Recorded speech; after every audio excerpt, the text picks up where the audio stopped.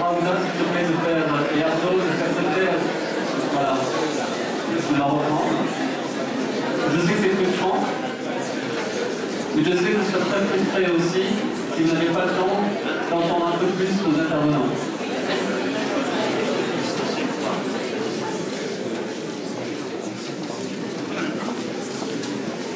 Alors, j'ai eu la chance de pouvoir avoir une discussion très riche ici. J'imagine que vous avez eu des discussions très riches également. Vu la difficulté avec laquelle j'essaie de reprendre le contrôle de cette salle, c'est la puissance du dialogue.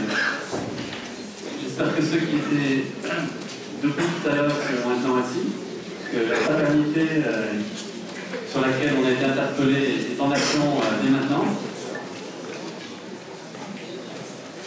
Voilà, dans un esprit de dialogue, plus que dans d'autres conférences, j'ai envie tout de suite de donner la parole à la salle. Je pense que ce que nous avons pu échanger ici sera réinjecté progressivement dans la salle. Donc on va prendre une première intervention de la salle. Voilà, monsieur au fond qui avait voulu prendre la parole tout à l'heure.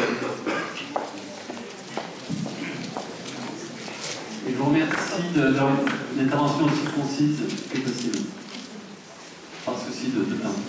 Et je remercie aussi par avance nos chers intervenants d'avoir des interventions concises également, autant que possible. Merci. Bonjour, Héros Simba, président de l'association 93 à Saint-Ouen. J'ai été très content d'être là, d'assister à cette conférence. Il y a deux choses qui m'ont particulièrement touché. La première concernant la formation du sujet. Je pense que c'est très très important pour les jeunes de travailler avec les plus jeunes, ce que je fais au sein de l'association, pour que ceux-ci prennent la parole, prennent le pouvoir, soient acteurs dans la société et luttent en premier contre la victimisation. Parce que on peut dire ce qu'on veut, la victimisation ça va un temps, mais c'est pas ça qui va faire changer le monde. Voilà. Même si la France est le pays des droits de l'homme, de l'égalité, c'est pas ça qui. C'est pas en quémantant des droits qu'on arrivera à les avoir. J'ai un jeune qui est au lycée qui m'a dit, concernant la liberté d'expression, ouais, t'as vu, la liberté d'expression, c'est que pour les riches.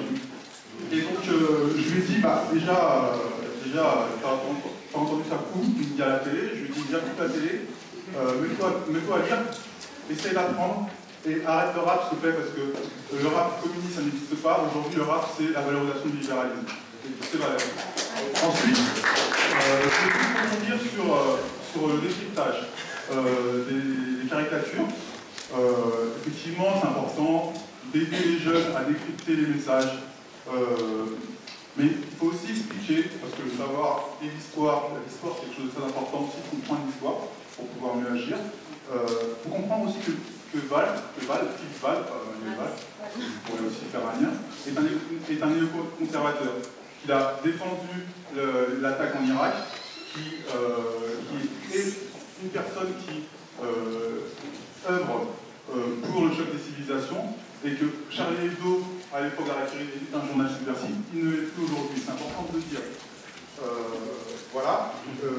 Donc dans le décryptage des termes, je ne sais pas comment on peut décrypter la une de Charlie Hebdo lorsqu'il est caricaturé en disant que les Français sont aussi bons que les nègres. Pour moi, on peut décrypter comme on veut, ça reste un propos raciste, même si c'est subversif, même si on a le droit de le dire. Mais c'est pas ça qui me choque le plus. Moi, ce qui me choque le plus, par exemple, c'est le président de la République qui va devant le tombeau de Jules Ferry et qui dit que c'est une personne qui a œuvré pour la République. Il faudrait rappeler que Jules Ferry pense qu'il fallait civiliser le monde africain et que ces personnes-là sont tout aussi dangereuses, voire plus dangereuses que des caricatures de Charlie Hebdo. Voilà, merci pour terminer.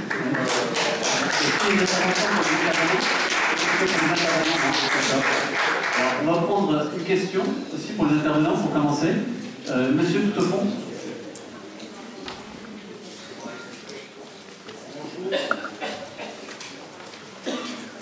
Bonjour. Camara, Paris 9e.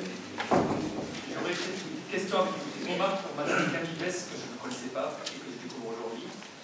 Et alors, après une présentation un peu caricaturale de la banlieue et des jeunes, je vois que le dessin que vous avez évoqué, le Coran, cette première Charlie Hebdo qui dit le Coran, c'est de la merde, ça ne protège même pas contre les balles.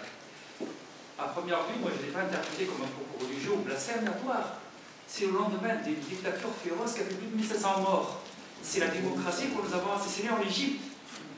Et vous parlez de 1500 morts. Et là, est-ce que vous n'avez pas tué la liberté d'expression? Dans une dictature qui en parle de Dieu. Est-ce que c'est pas la liberté d'expression que vous avez assassinée ce jour-là? Par ce dessin-là. C'est pas ça l'interprétation. Moi, je n'ai vu aucun propos religieux, aucun propos blasphématoire. La seule chose que j'ai vue, c'est 1500 morts assassinés par un général qui a renversé une démocratie naissante. C'est mon seul sentiment. Merci pour cette première question. On va prendre une deuxième question. Je vais faire les choses simplement. Effectivement, je vais être dans mon rôle de modérateur un peu ferme, parce que sinon on n'arrivera pas à faire de dialogue. C'est une question par client. Merci.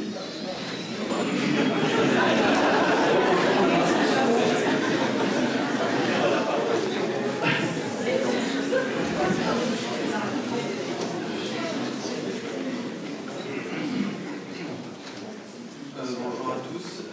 Bonsoir, Karin, interne en médecine, tout simplement, membre de la société civile.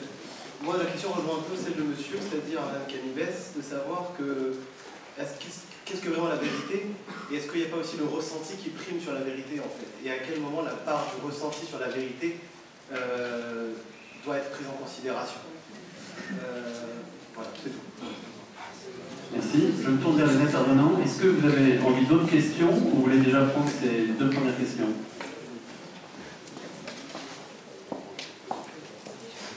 On va en prendre une troisième. Oui.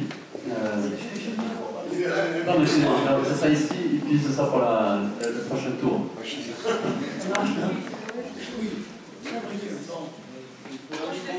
Dans le micro. Là, comme ça. Dans aucune intervention, ça m'a frappé, mais débloqué le problème de la parole des gens en difficulté, des pauvres, de tous ceux en situation de précarité, de pauvreté, qui ne s'expriment pas, qui ne sait pas s'exprimer. Moi, j'ai fait avec le mouvement Atelier Carbone une recherche avec des personnes qui avaient l'expérience de la grande pauvreté. Eh bien, on est allé jusqu'au bout, on a rédigé même ensemble le résultat. Ils étaient co-producteurs de la recherche. Et bien, je peux vous dire que ça m'a fait changer d'avis, moi, qui croyais sur certaines questions avoir une information, une connaissance sérieuse des professeurs de faculté. Est-ce que vous avez une question pour les intervenants? Je crois qu'on appelle le croisement des savoirs. Il y a un mouvement qui s'amorce et je crois qu'il est très important. Je ne peux pas en dire plus à maintenant.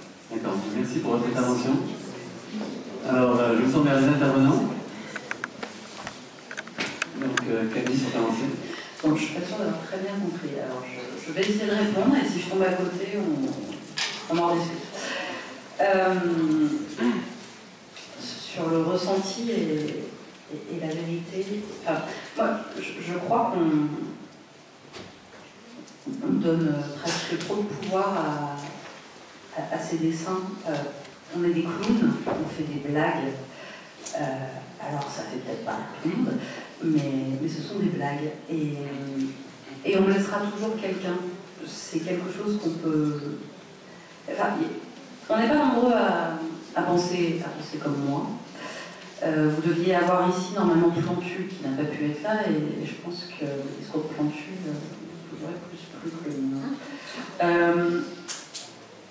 C'est-à-dire que oui, aujourd'hui, quand on fait un dessin ici, on peut allumer un incendie là-bas. On est dans un monde complètement mondialisé, instantané, plein de réactivité, où il n'y a plus vraiment le temps de réfléchir à quoi que ce soit. Et juste, moi, dessinateur, je ne suis pas là pour dire la vérité, je ne suis pas là pour porter une parole supérieure, je ne suis pas théoricienne, c'est ce que je vous disais tout à l'heure. Et juste, je vous fais une blague. Et si vous n'êtes pas d'accord, je ne peux pas les lire. Je m'adresse à des gens qui payent 3 € ou 5 € selon la publication pour acheter un journal. Je m'adresse à eux. Mon dessin s'inscrit dans un contexte qui est un contexte éditorial. Voilà. Après, aujourd'hui, on peut sortir les dessins de leur contexte, ça fait le tour du net, on peut enlever une partie de la légende. Parfois, juste on enlève une virgule et le dessin change de sens. Voilà, j'en suis désolée, mais je ne cherche à blesser personne, je fais juste mon métier. Mon métier, c'est de faire des blagues. Voilà. Si je commence à me poser la question de qui je vais blesser à 10 000 km avec ce dessin que j'ai publié dans un journal, tiré à 60 000 exemplaires, que les gens payent pour lire, j'arrête mon métier tout de suite. Voilà. Je tiens aussi, pour répondre sur Marie, de rappeler, s'il est faux, que Charlie est un journal qui défend les faibles, qui s'en prend au pouvoir, qui est contre le racisme, qui est laïque, que la laïcité, c'est quand même aussi ça permet quand même aussi à chacun de croire, ou de ne pas croire, certes. La laïcité est aussi là pour protéger les croyants. Voilà. Et Charlie est un journal pro-palestinien aussi, faut-il le rappeler, et Charles de l'État.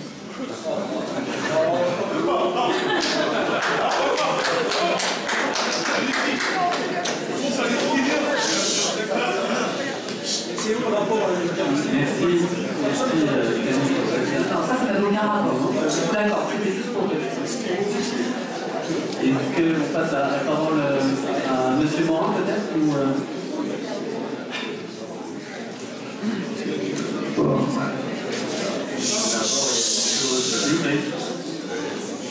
intéressant, c'est-à-dire que quand j'ai parlé de ce qui est considéré comme blasphématoire chez les uns, il faut voir dans la mentalité de celui qui est blasphémateur et qui, du reste, ne pense pas souvent qu'il est blasphémateur, mais qui fait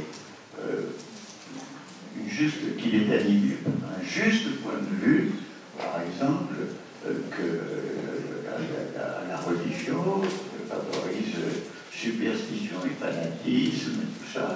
Donc, si vous voulez, les caricatures, c'est pas seulement de l'humour, mais ils sont animés par quelque chose de moral. Il faut dire que, dans le fond, tous ceux qui ont critiqué très vivement les religions pensent qu'ils défendent la vérité par rapport à des illusions, etc. Et peut-être qu'effectivement, il y a des... Alors, quand même, je vais vous dire mon sentiment, parce qu'il y a une chose qu'il faut toujours voir en deçà du actuel, quand on parle des religions. D'abord, c'est le point de vue historique et c'est le point de vue anthropologique. Le point de vue historique, bon, il y a un premier niveau historique qui est de le dire qu'au XVe siècle, ce que faisait le monde chrétien occidental, c'est 1000 fois pire que ce que fait le Daesh aujourd'hui, avec le croisade contre les Albigeois, avec l'Inquisition, avec des bûchers, les massacres de Juifs, etc. Alors ça veut dire que quand même, il y a l'histoire modifie énormément et qui pue. La deuxième chose historique, c'est que, et qu'on oublie parce que la religion musulmane, elle est en arabe, une langue qu'on ne connaît pas, et puis écrite avec des caractères arabes qu'on n'arrive pas à lire. Mais c'est une religion absolument judéo-chrétienne. La source de l'islam, ce sont ces communautés judéo-chrétiennes de Jérusalem, car vous savez que le christianisme s'est divisé en deux branches, l'une avec Paul, qui a converti dans l'Empire romain ce qu'on appelle les païens, et qui donc fait la rupture avec la synagogue, et l'autre, les judéo-chrétiens, qui ont été finalement expulsés de Jérusalem en 70 et qui sont allés dans la péninsule arabe et qui ont absolument inspiré le prophète. Alors, on oublie que c'est une religion exacte et fondée sur la Bible, fondée sur Moïse, fondée sur Jésus, considéré comme prophète. Alors, ça c'est une chose. L'anthropologie, il faut considérer que non seulement dans la préhistoire, il y a les croyances en la vie après la mort, des rites, etc., mais il n'est pas de société sans religion. Et je pense que dans le monde contemporain, il y a deux exemples révélateurs. Il y a les États-Unis, le pays le plus technique, le plus matérialiste qui soit, et qui est le plus religieux du point de vue chrétien de tous les autres pays. Et je pense que l'Union soviétique, qui a mis 70 ans pour éradiquer la religion orthodoxe, celle-ci est revenue plus forte et plus triomphante qu'avant l'arrivée de la révolution soviétique. Alors ça veut dire quoi? Ça veut dire que même quand l'homme est très puissant, qu'il manipule les missiles, l'arme atomique, le technique, les robots, etc., il est désarmé devant la souffrance, devant la douleur, devant la mort. Voilà. Alors, moi je dirais que c'est la côté anthropologique. Et là, il y a aussi un autre aspect anthropologique qui peut-être me différencier de mon ami Tariq, qui est sûrement un différencié. Moi, je crois profondément que les dieux des religions sont secrétés par des communautés humaines. Et nous le voyons pour le passé, parce que nous disons quand même des Assyriens, des Babyloniens, des Égyptiens, ils sont secrétés des dieux incroyables, le Moloch, le taureau, etc., etc. Bon, ce qui est formidable, c'est que ces dieux, non seulement sortent des esprits humains, mais ils prennent une réalité, une force. Ils sont plus forts que